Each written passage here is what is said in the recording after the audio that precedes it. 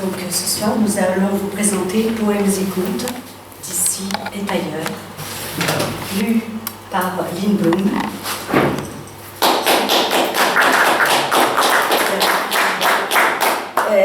Ce sont des poèmes écrits et contes écrits par Geneviève Peverelli, qui m'accompagne donc à la cora et tous les divers instruments. Alors, je vais juste vous demander quelque chose, c'est de ne pas applaudir après chaque poème, quoi, parce que là, ça va tout couper, quoi. Tu nous diras quoi. À la fin, vous aurez le droit. À la fin, vous saurez quand il y aura la fin. On va vous dire vos noms, voilà. Voilà.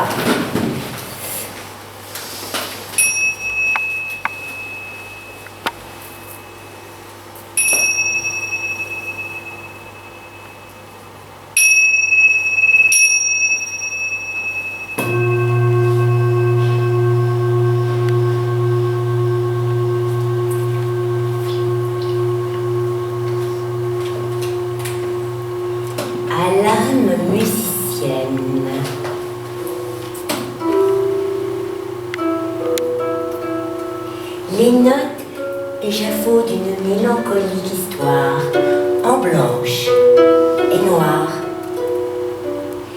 La cadence chaude où j'accroche mon espoir d'âme sereine soulève mon corps, prélude en un dièse.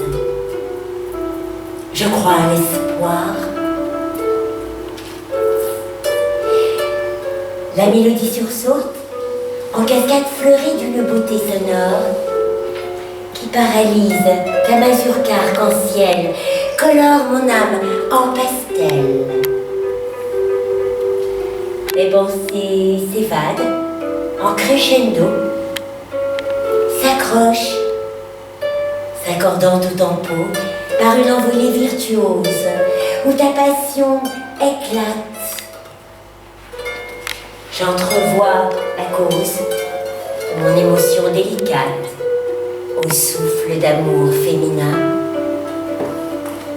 inachevé, m'ouvrant mille chemins. Que mon cœur voyage à ton doigté sauvage, maîtrisant l'arpège, effleurant les touches.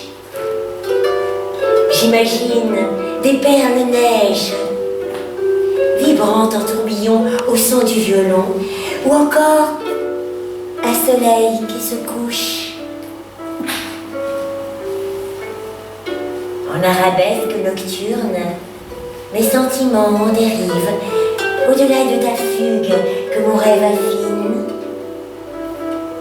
J'aborde une autre rive, secrète, où s'absente le spleen, éperdu d'inhabitude, comme un clown qui a peint une larme sèche sous son œil rouge.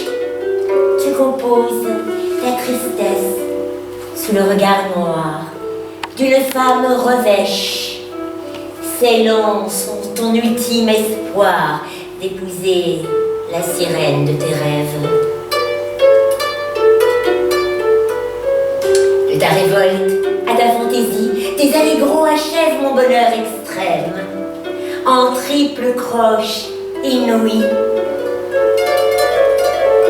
La tournure devient mystique, et je m'envole, sylphe. Ne sois pas triste, l'artiste, même lorsque ton habit s'éclipse, tu rayonnes l'harmonie fantastique.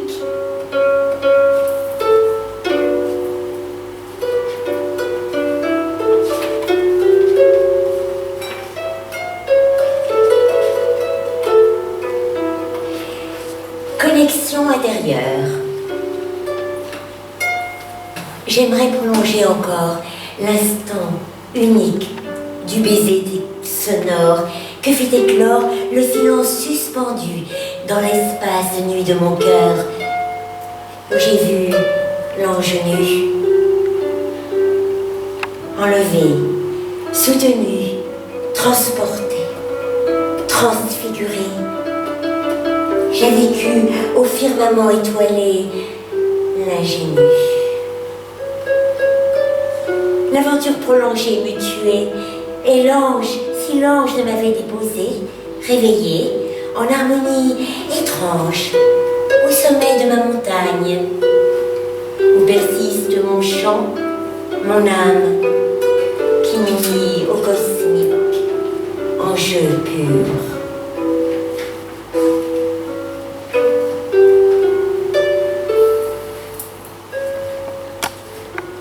Au matin, tiens, écoute mon frère, j'ai écrit de nouveaux poèmes par des mots magiques venus des étoiles. J'ai changé la nuit au terme de mes rêves. Je me réveille à l'espoir et les rimes me viennent. Un enchantement, une merveille. À imaginer la vie belle, j'écris pour créer et m'amuser. Et la joie d'aimer, à imaginer la vie belle. Mon Dieu, tu me donnes la rime facile pour bousculer le cœur des hommes et rendre leur âme sensible à la mélodie des anges que nous sommes.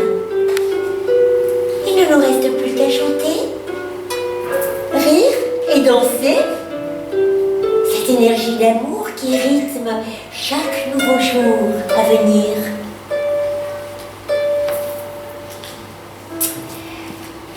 Le conte du vaisseau.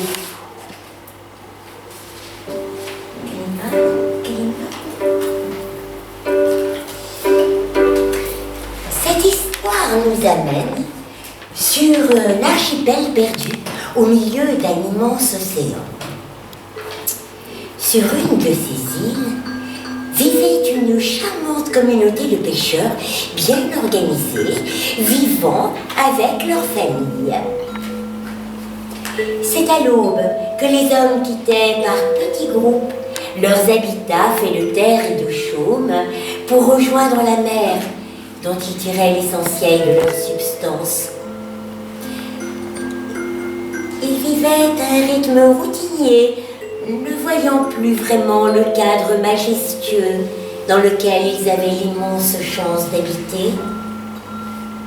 Pourtant, un jour très ensoleillé du mois de juin, leur histoire prit une tournure inhabituelle qui, de mémoire de marin-pêcheurs, ponctuera à jamais leur vie bien tranquille. Ce matin-là, glissant loin des côtes, la demi-douzaine d'embarcations s'éloigna dans le silence des hommes à peine réveillés et le roulis des vagues. Sétis, le plus jeune de tous, à peine âgé de 14 ans, fut le premier à remarquer ce matin-là quelque chose qui voguait au loin à la surface des eaux. « Regarde pas, c'est bizarre là-bas, dit-il, en se dirigeant du menton la direction du sud-est et ne lâchant pas les filets pour ne pas contrarier l'effort des autres. Qu'y a-t-il ? On dirait un bateau, affirma-t-il.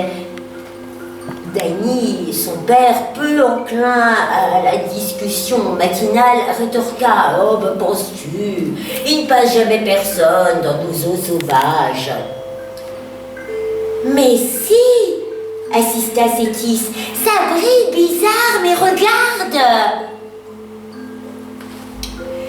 Danny chercha un peu mieux des yeux ce qui intriguait son fils et finit par reconnaître qu'une masse inconnue miroitait bizarrement, anormalement, au loin.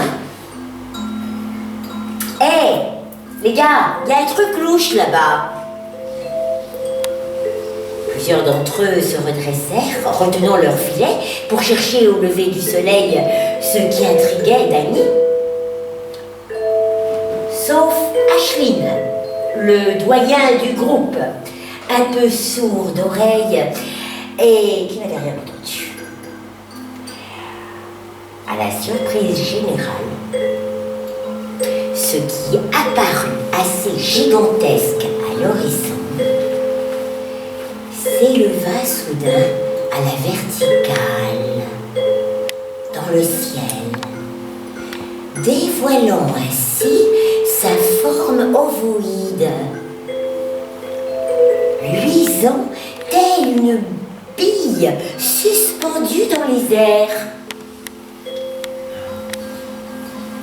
Les hommes interloqués observaient le souffle coupé, ne sachant plus à quoi s'attendre. Un bateau qui vole! S'exclama Facétis tout excité.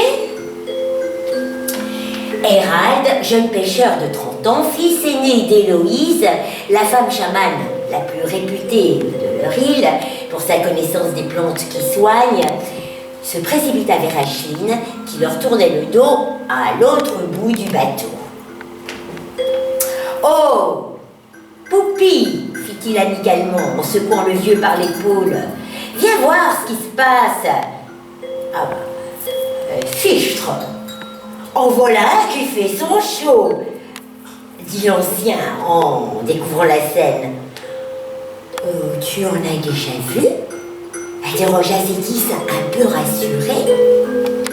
« Oh, il y a bien 50 ans, 50 années de cela !» ajouta Acheline qui scrutait l'engin par-dessus ses verres épais. « C'est un vaisseau volant, point. Rien à redire. Ah, il n'en montre jamais plus, conclut-il. Puis il marmonna d'autres mots dans sa barbe blanche, tandis que l'attention des hommes fut à nouveau tendue vers ce vaisseau spatial qui fila d'un coup au-dessus d'eux à très haute altitude pour redescendre à l'horizon ouest. Ils n'eurent pas le temps de commenter cette trajectoire surprenante, opérée en quelques secondes, qu'un phénomène des plus étranges se manifesta à la suite.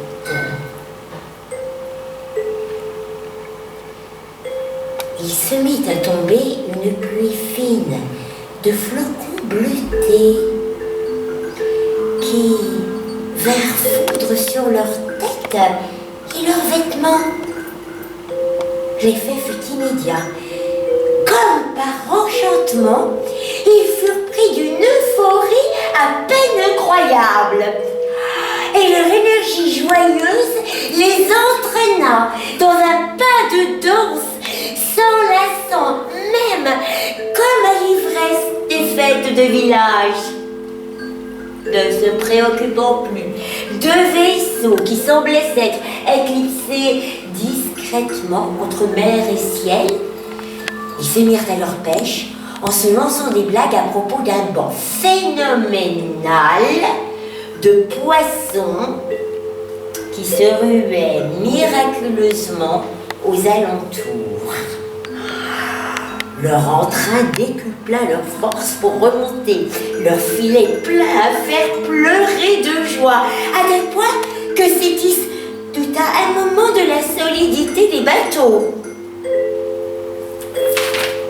Jamais pêche n'avait été aussi miraculeuse et fructueuse et rapide.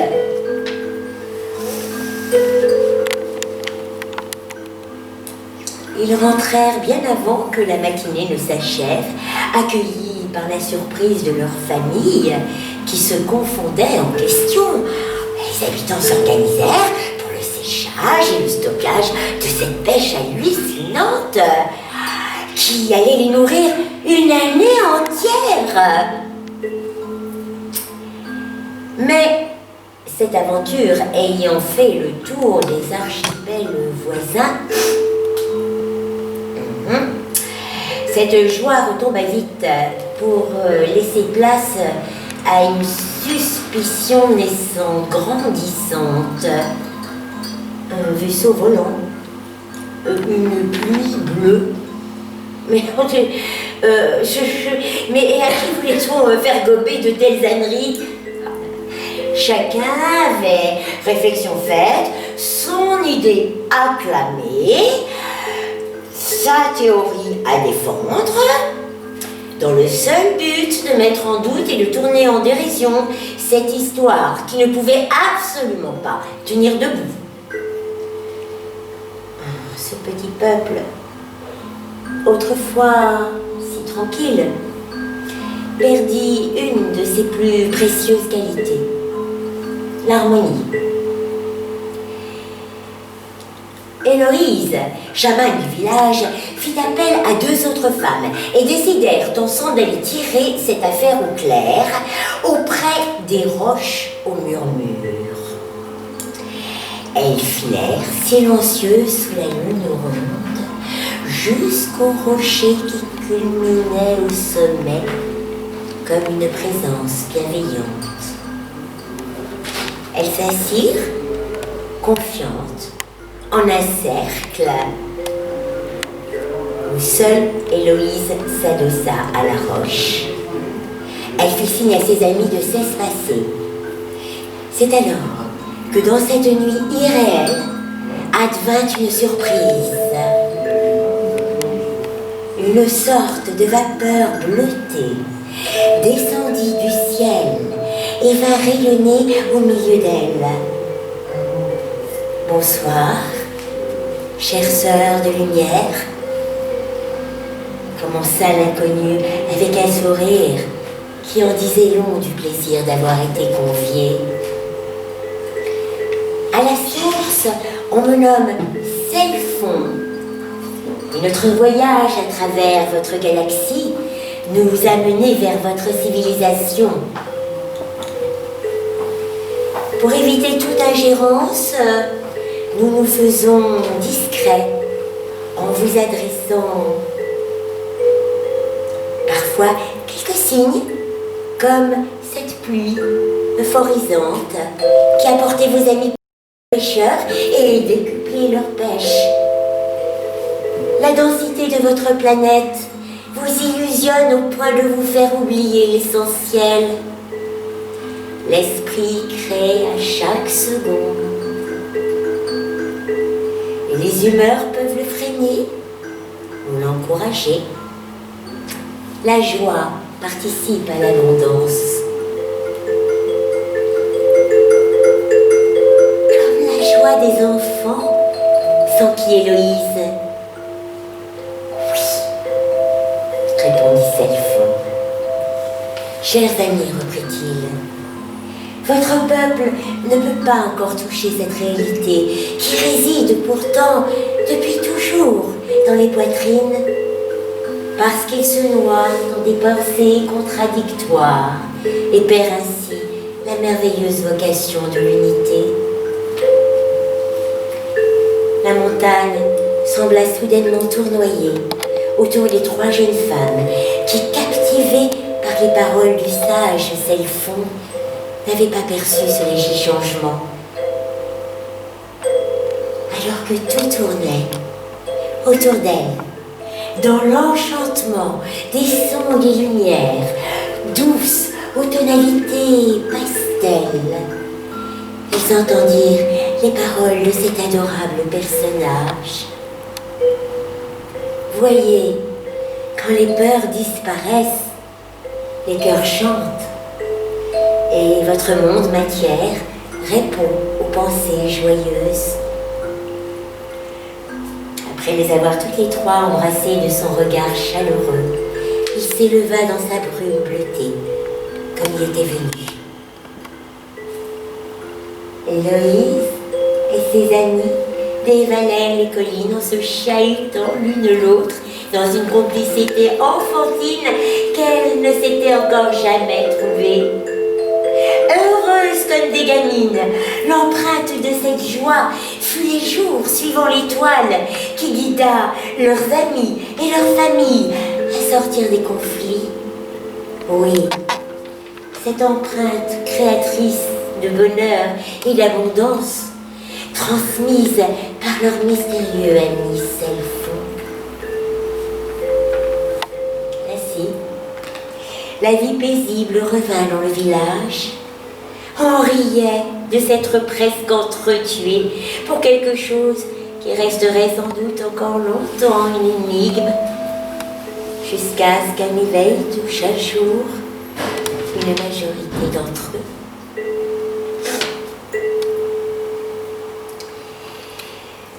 Voilà. Alors, qui sait? Peut-être seront-ils prêts à voir des étoiles descendre du ciel?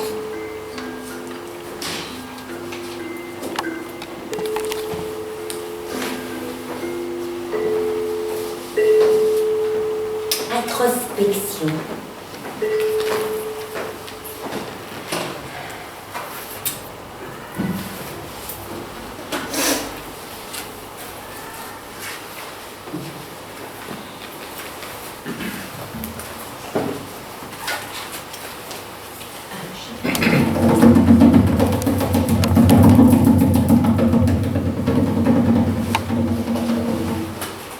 Je te dirai le profond ruisseau que je suis, après la tempête et les eaux, où j'ai vu une nuit, ma véritable apocalypse. Une nuée d'oiseaux sauvages a emporté la cime des arbres. Un vent d'orage a balayé ma destinée. Mais je suis restée là, médusée d'amour.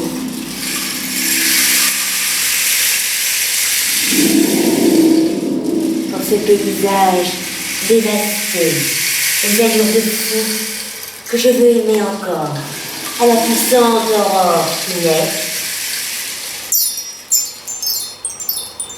Je te dirai, la paix qui nuit, cette perle fine que j'épouille le temps de quelques déchéances.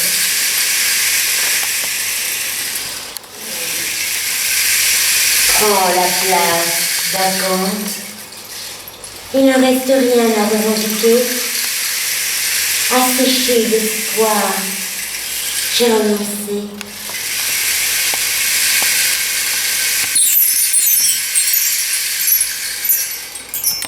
Le bonheur, course infernale, et illusion du temps et de l'espace.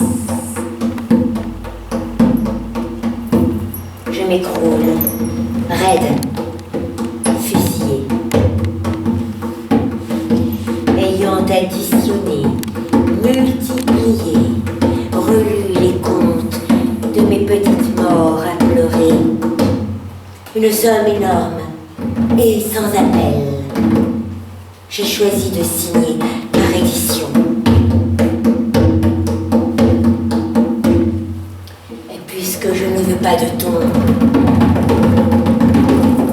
à l'aube nouvelle, d'amour éperdu, en l'ultime inspire de lumière, je t'abandonne mon ombre pure pour ce premier souffle de vie vraie.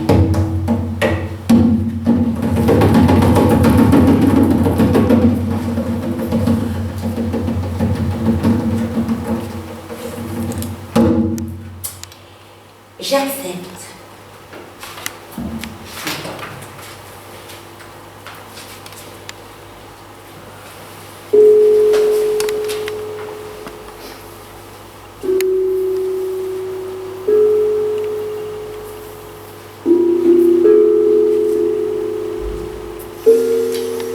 J'accepte de marcher dans le vide, absence de tempête,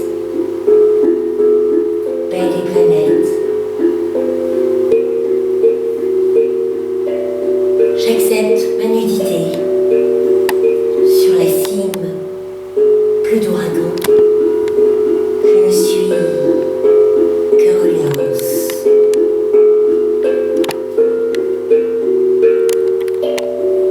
J'accepte l'escapade sur la crête, où la terre s'efface sous mes pas.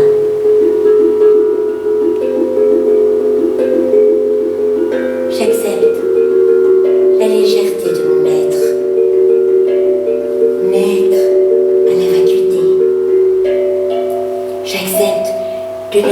point d'unité, de mon soi à ton soi. J'accepte de ne devenir qu'un contour au détour de l'ultime. J'accepte le retour à l'essentiel. J'accepte l'absence d'heure d'un nouveau ciel, l'abîme, la profondeur des abysses.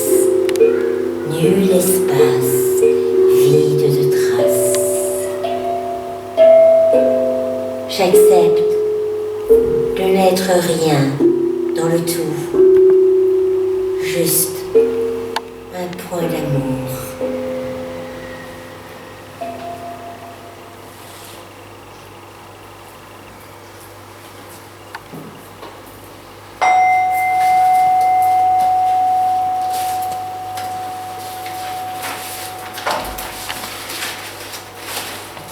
Pause musicale.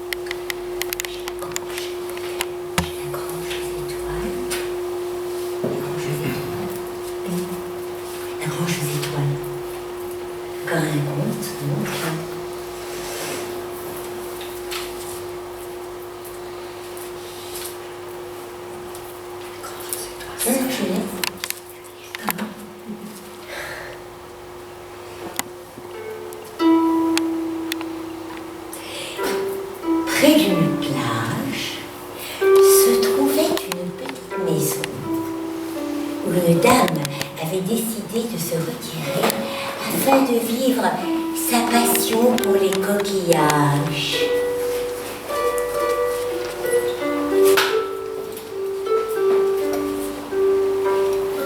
Déjà petite fille, elle collectionnait l'écolier de ces merveilles de la mer que ses parents lui offraient au retour de leur voyage à travers le monde.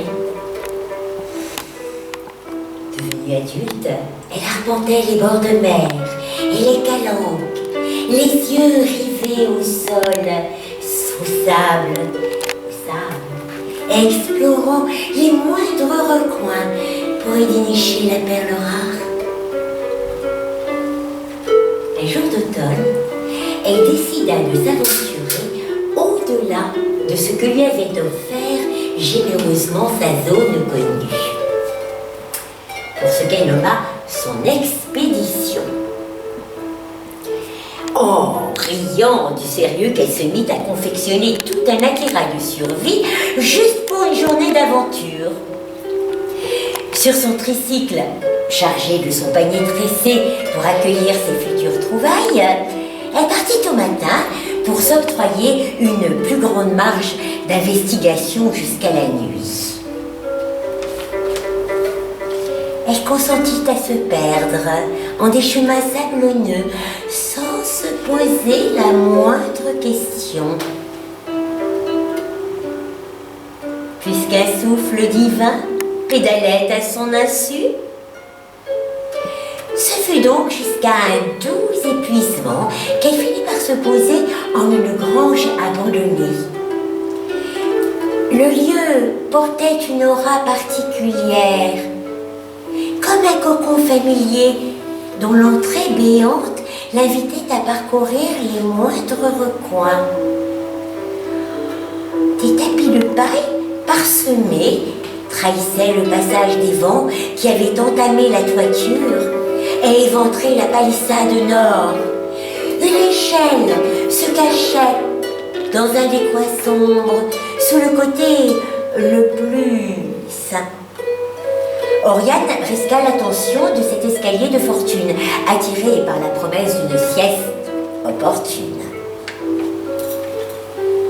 La pêche au coquillage pouvait bien souffrir d'attendre encore un peu au soleil haut et à la fatigue de ses jambes.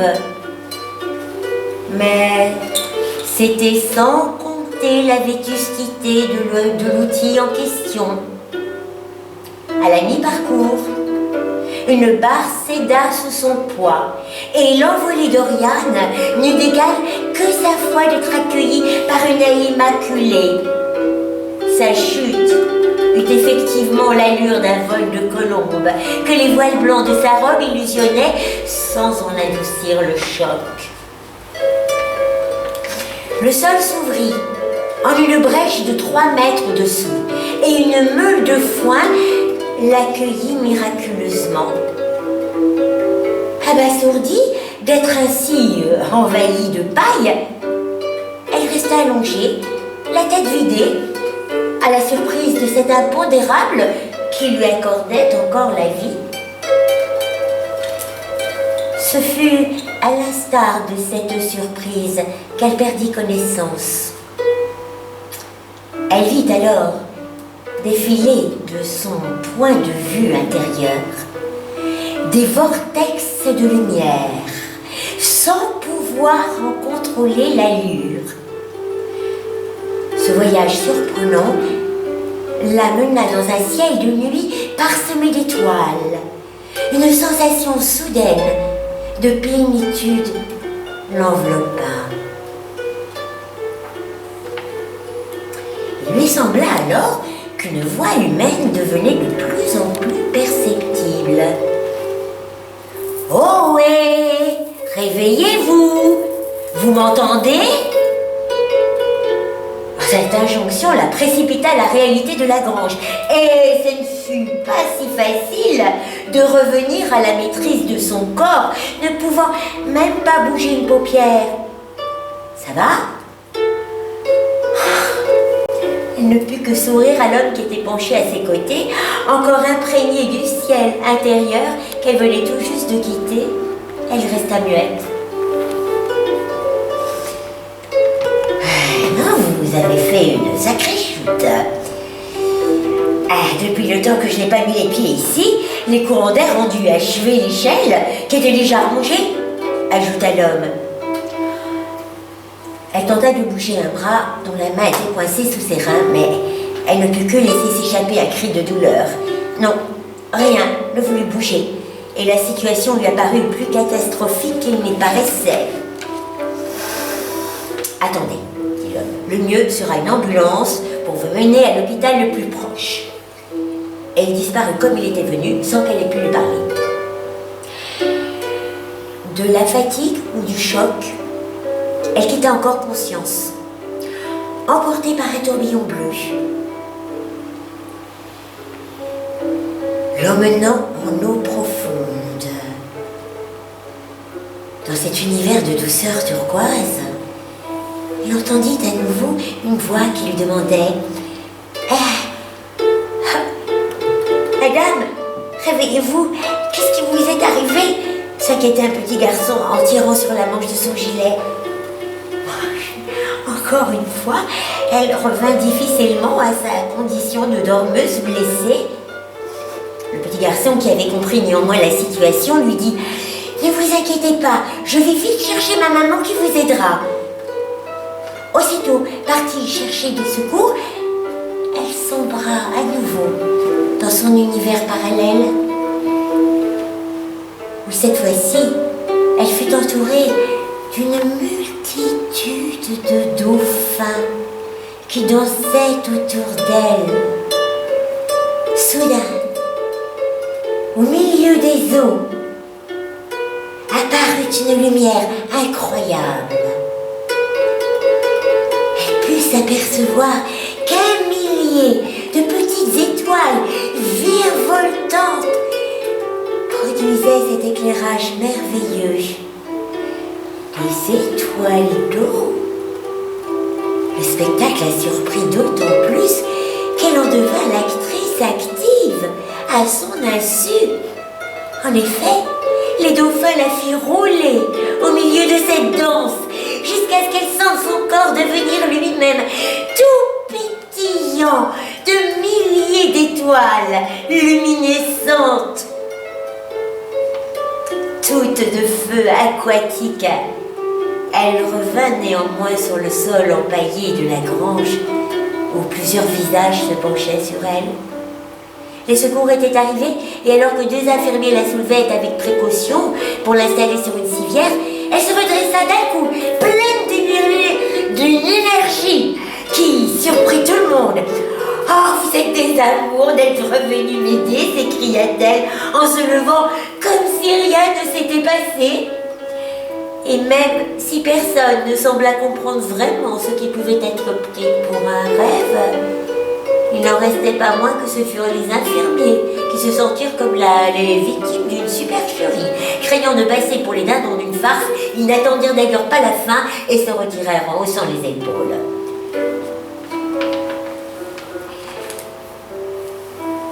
Depuis, la grange fut reconstruite et embellie de l'immense collection de coquillages d'Oriane, que tous les gens des quatre coins du pays, et même de bien plus loin, venaient admirer.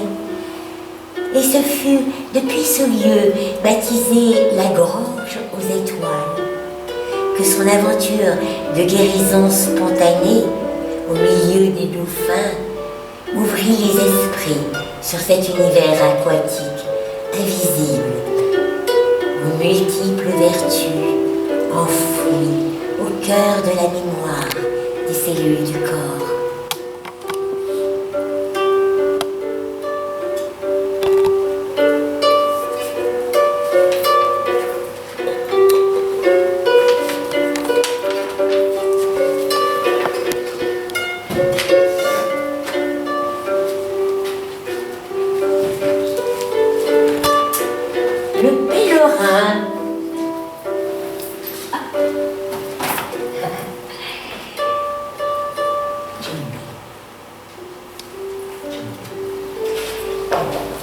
Le pèlerin.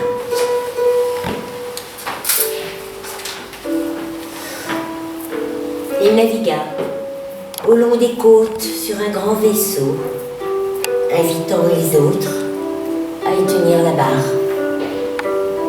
Loin des ragots, il prête son épaule aux âmes perdues qui ont lâché le cap des routes sûres.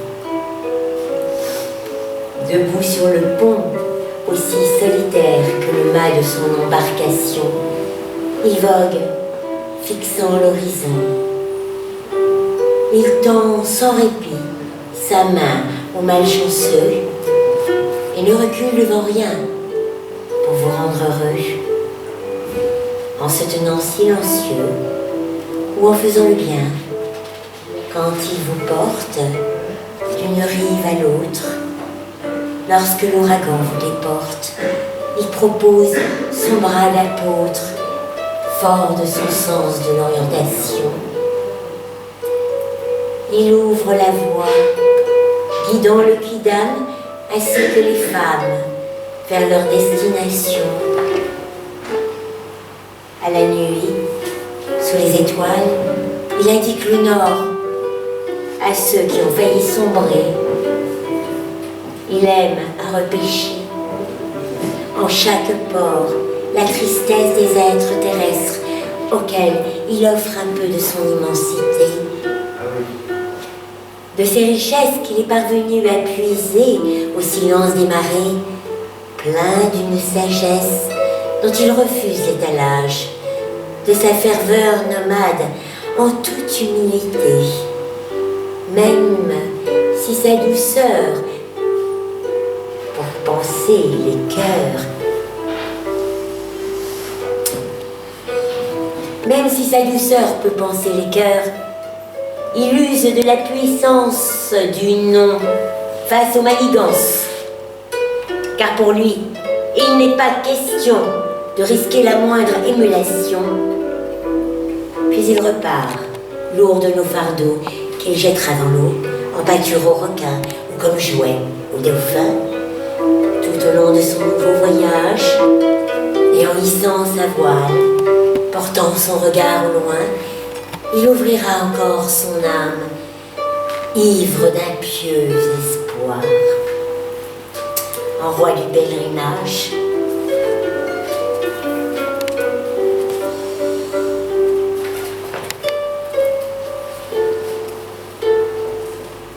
reliance. Ok. Reliance.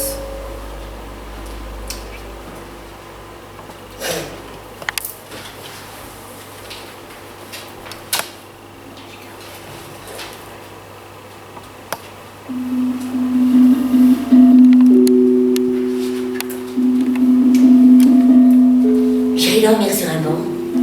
Non pas que ma maison me rejette, mais pour honorer le silence qui vibre au milieu de mon être. J'irai boire à la source fraîche. Non pas que je manque d'eau chez moi, mais je veux converser avec la rivière qui amuse les arbres des bois. J'irai danser pieds nus sur la plage, non pas que les rêves aient déserté mon imaginaire, mais je sais combien le sable s'imprègne de joie par mon amour de la mer. J'irai chanter à tue-tête sous les étoiles, non pas que j'eusse perdu la raison, mais si les anges entendent mes chansons, mon corps brillera lorsqu'ils lèveront les voiles.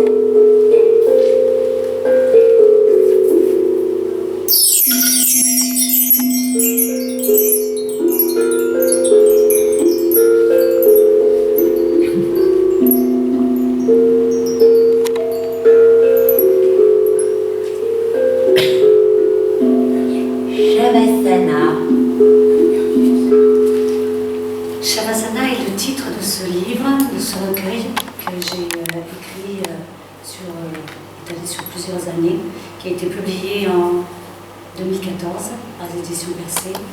Et Shavasana signifie la posture du mort. C'est un terme en sanskrit qui représente une posture en pratique du yoga.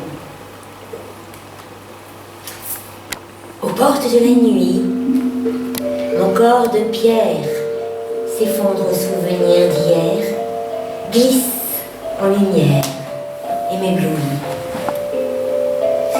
Je prends le bain sans fin qui mènera mon cœur en mes mains, loin des peurs, j'oublie les rancœurs. J'embrasse cette rêve et abandonne le rêve. Je deviens le corps cosmique, dimension d'amour unique.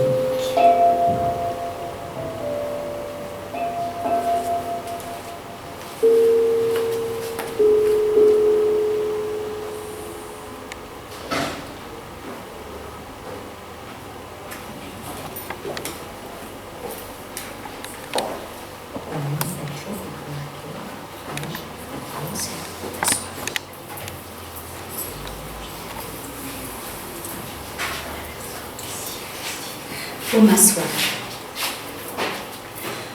Nouveau carillon sur la colline verte, j'emplirai d'un joli son la sphère d'air qui ouvre grand de ma poitrine chantante. Pour cet été vivant, avec ses étangs de chant, où courent mes yeux libres, j'embrasserai l'horizon, courbe de femmes rondes, et je dévalerai la pente, en pitre, ivre des saveurs sucrées et tendres de la brise folle et blonde. Au bout de ma course vol, je poserai mon cœur sur le doux ventre de ma terre orange et cerise. J'en sentirai battre son cœur à fleur de sol, et j'en boirai alors ma délivrance, sûre d'épouser cette belle promise.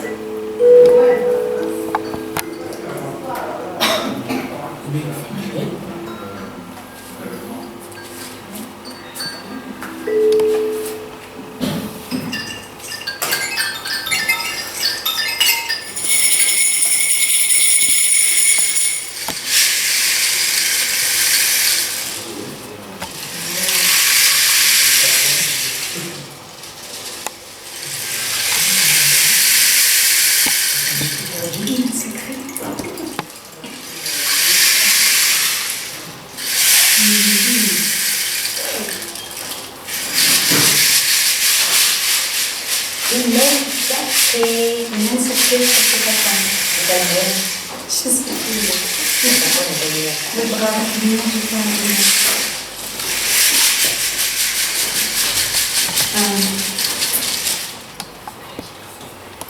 Je vais lire mon trésor. Oui, vas-y. Je repasse par mon trésor, je le trouverai du milieu après. J'ai enfanté un trésor à la peau du Védocine. Ses doigts douillés tapotent sur mon visage. Son doux regard d'agate dorée aux pupilles hématites plonge dans mon cœur, parfois désemparé. Mon trésor au rire sonore déroute mes ardeurs, décoiffe ma vanité, façonne ma fierté. Sa bouche cerise, humide de rosée, rafraîchit ma vie du matin à la nuit. Ses pieds satin poudrés flottent sur mon ventre, ses cheveux sont filaments de feu. Et quand vient l'appui tendre de ses yeux qui mouillent les plages roses de ses joues, une berceuse lui propose de garder mon trésor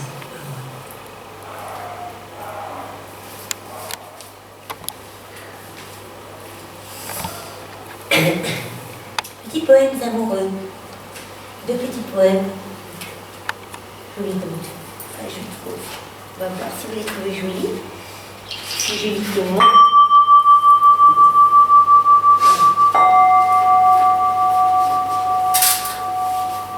Bien-aimé, croiser ton regard, vent du désert, un nectar. Ressentir ton étreinte, tes mains, une tempête de sable, au grain si fin. Chaud de caresse. Le temps s'arrête sur la dune friable, s'imprime ton sourire. À ta douceur, j'arrime mes rimes, je retrouve ta maison, ton cœur, mon oasis, ma raison. Communion.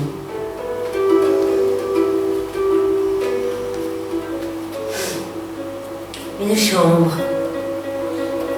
l'amour de deux êtres, un enjeu céleste. Leurs doigts tremblent, ses cheveux glissent sur le ventre de celui qu'elle désire. Lui la respire, elle s'enivre.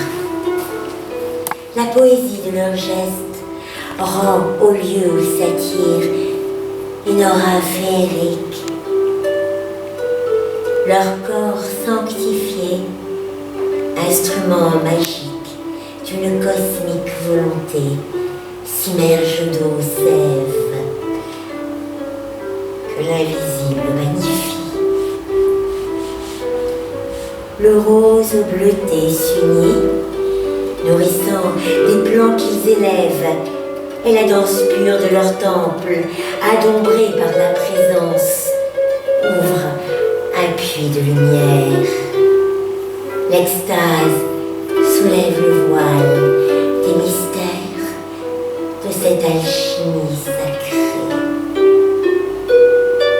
Au creux de cette unité se met à rayonner la terre jusqu'aux confins de l'univers. Ils esquissent une future naissance qu'ils nommeront conscience.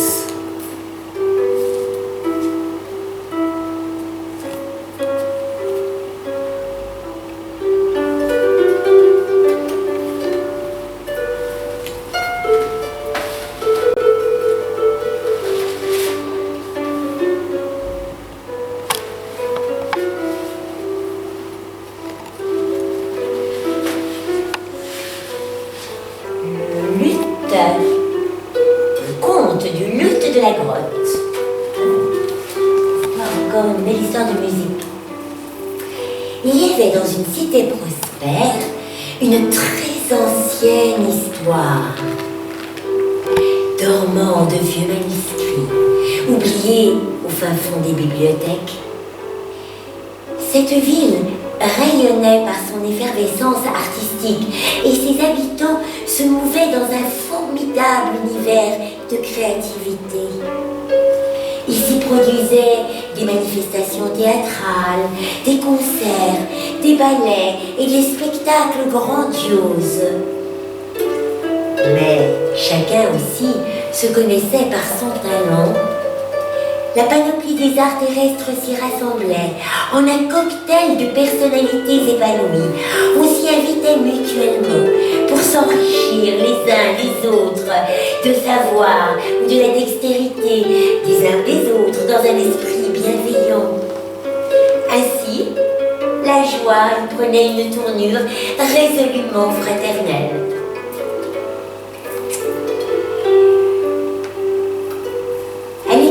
Cette vie bouillonnante dormait une grotte profonde, aux galeries souterraines où aucun sentier ne menait. Dans ses entrailles secrètes palpitait une vie humaine, ou presque, plus. Seule la terre le savait en sa mémoire d'éternité. Une vie qui rayonnait dans les pierres par son périple passionnel qui naquit un siècle auparavant. Rial, il se nommait ainsi, habitait aux abords de ce village, naissant avec au bout des doigts des feux qui le rendit connu pour créer des instruments prisés par les musiciens virtuoses du pays. Un jour, un magnifique papillon vint se poser sur l'un de ses luttes suspendues. Surpris par la robe nacrée de ce visiteur qui cherchait un peu de fraîcheur, il cessa de jouer de ce violon qu'il venait d'achever. Subjugué par son hôte ailé, qui ne vit pas s'écouler les heures en cherchant à décrypter ce qu'il semblait lui chuchoter. Au soir venu, le papillon s'échappa. Profitant de la solitude de son atelier, il claqua sa porte pour suivre deux ailes lumineuses voletant devant ses yeux. fois. Mais ne perdit pas de vue cette trace d'or jusqu'à pénétrer dans un lieu aux parois rocheuses qui abritait une source où il étancha sa soif alors que la lueur ambiante devenait lumière.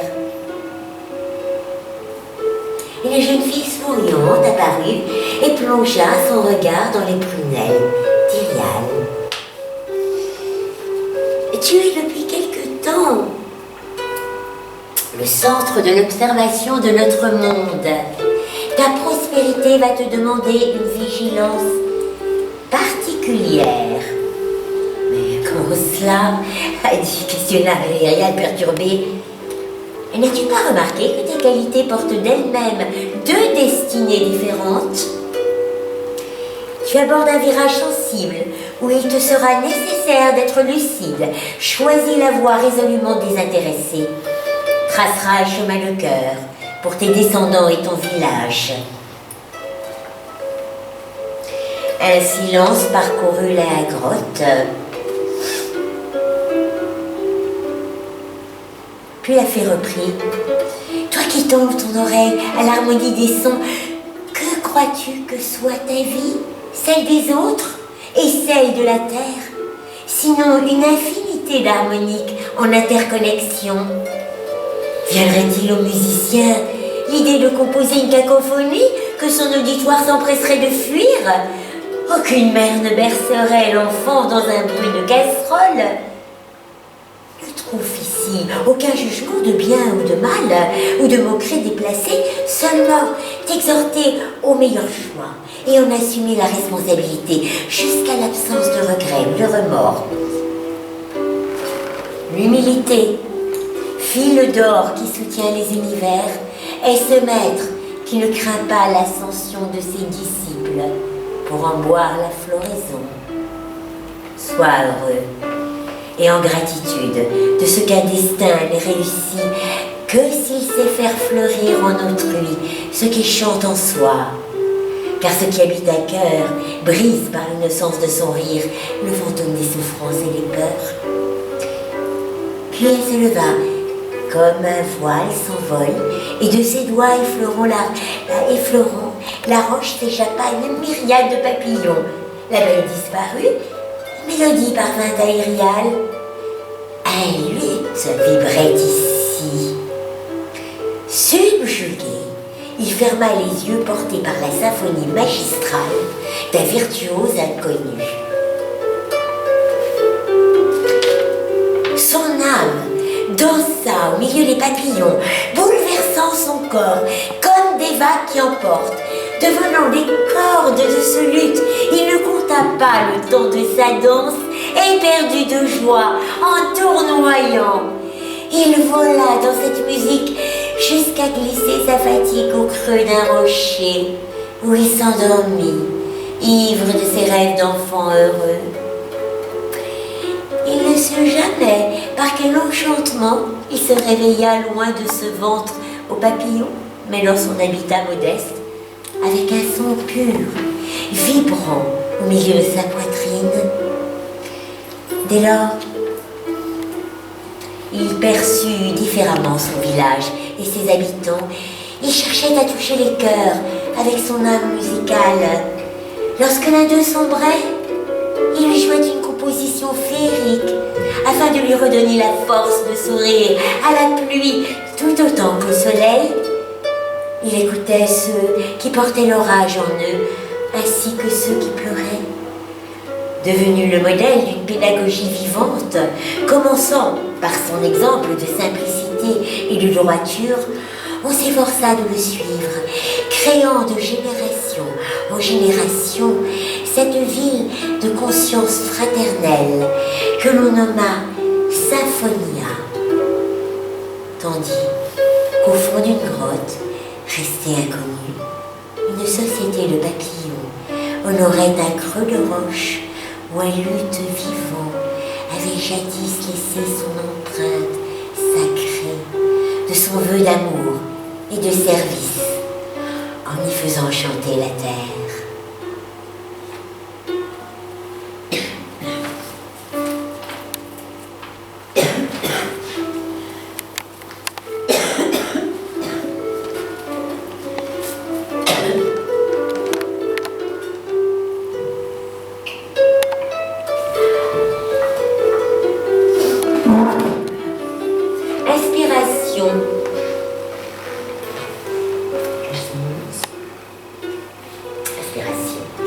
1911. Ouais, je l'ai. Je l'ai. Voyez court.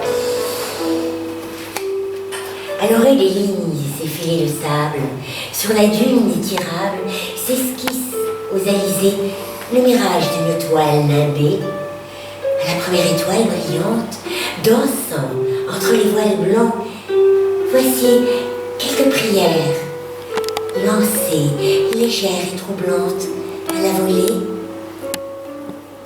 Juste une passée d'attention, osée, puis déferle une marée de visions, une autre version en réalité de la création à la nuit rêvée.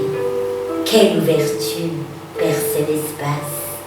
La nuit et chamarrée de mon vaisseau efface mes nimbus aux menaces d'orage, peignant un merveilleux nuancé boréal.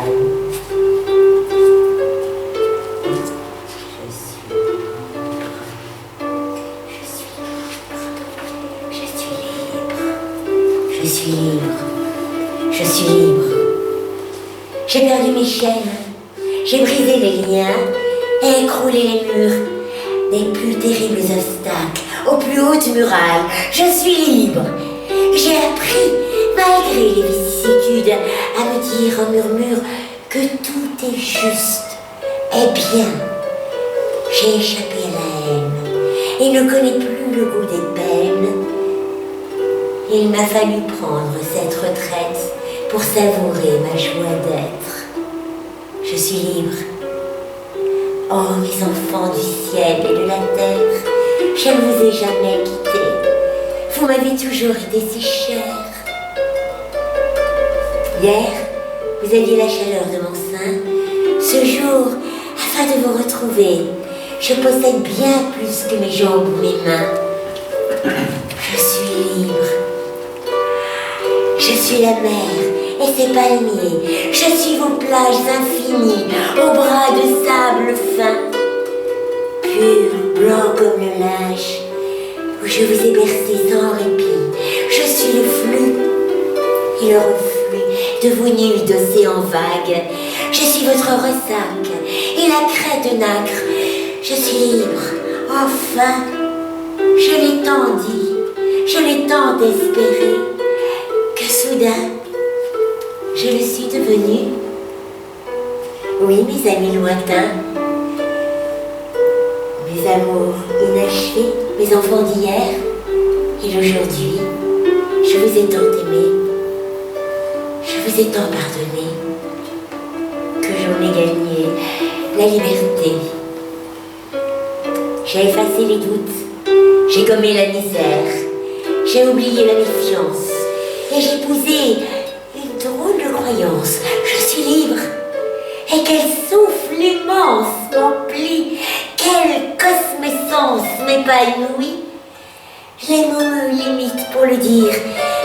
C'est une perle, un diamant, au cœur de mon cœur, la fontaine d'abondance. Je suis libre, plus que le bonheur que j'espérais, plus que les joies qui m'effleuraient autrefois comme un songe éclaire une nuit. Je suis libre à la vie et au monde.